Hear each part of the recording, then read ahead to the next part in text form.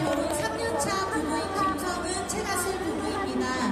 옆에는 22개월 된 아들 하윤이와 뱃속에도 8개월 된 공주님이 함께하고 있습니다. 저는 남편이 눈물로 차별금지법을 반대하는 모습을 보면서 이 남자다, 너무 멋지다 하면서 결혼까지 하게 되었습니다. 사실 저는 결혼 전에는 출산과 또 결혼에 대한 막연한 두려움이 많았습니다. 남편도 가장의 역할을 온전히 할 수 있을까에 대한 염려가 있었다고 합니다.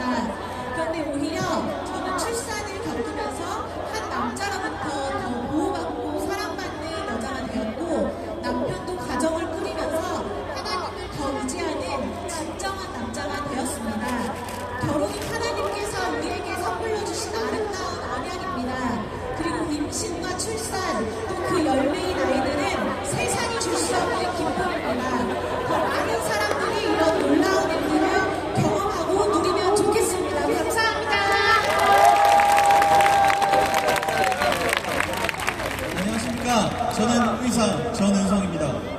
의사로서 환자분들의 건강을 지키기 위해 폐암 예방을 위한 금연, 간암 예방을 위한 금주를 권고하는 것은 당연한 의무입니다. 이 의무는 에이즈를 유발하는 HIV 감염에도 동일하게 적용돼야 합니다. 매년 새롭게 발생하는 HIV 감염자의 약 95%가 남성입니다. 그리고 남녀 간 성관계에 비해 남성 간 항문 성관계는 최소 20% 이상 높은 전파율을 보입니다. 이러한 사실은 한국질병관리청은 물론 유엔이나 미국 CDC에도 보고되고 있습니다. 그러나 2011년 국가인권위원회 인권보도 주칙 때문에 언론을 통해 HIV 감염에 대한 정보를 명확히 전달하지 못하게 되었습니다. 차별금지법이 통과된다면 진실을 말하는 것은 더 어려워질 것입니다.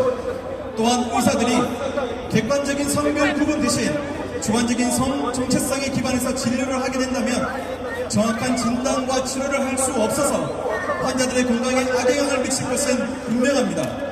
차별금지법과 같은 악법을 막아내서 하나님의 자녀들이 자유롭고 건강하게 예배할 수 있기를 기원합니다. 감사합니다.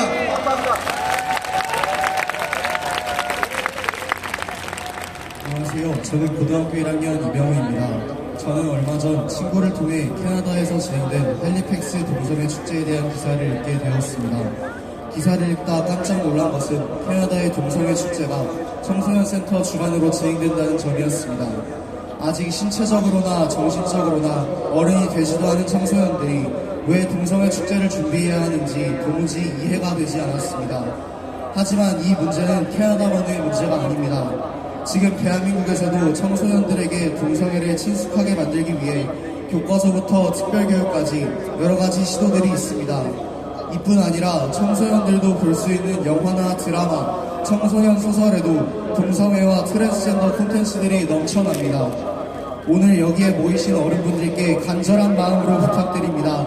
제발 동성애 조장법과 차별금지법 통과를 꼭 막아주세요. 그래서 우리 청소년들이 올바른 성경적 가치관을 가지고 건강한 가정과 학교 안에 자라 거룩한 나라를 이룰 수 있도록 힘써주세요. 동성애로부터 우리나라를 끝까지 수호하여 대한민국이 이 땅의 대제사장 나라로 쓰임받게 될 줄을 확신합니다.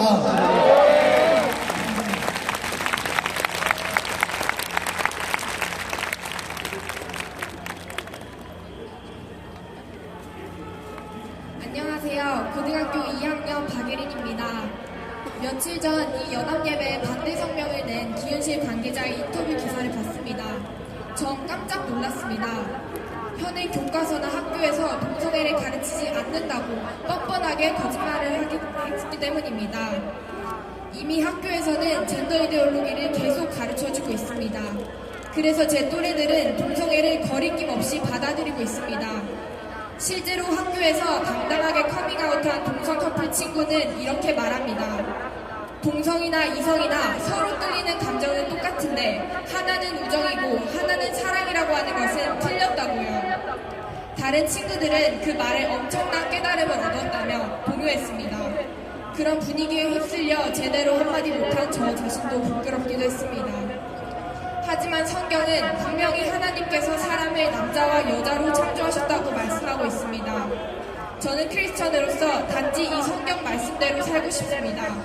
그리고 성경을 기준으로 그들에게 진실이 무엇인지 알려주고 싶습니다. 오늘 이 연합 예배를 통해 그런 삶을 살 것을 다시 한번 다짐합니다. 감사합니다. 네, 감사합니다. 이제 우리가 속해 신앙생활을 하고 있는 교회와 교단의 대표님들을 모시고 한국교회의 다짐 선언문을 발표하는 시간입니다. 지난 15년 동안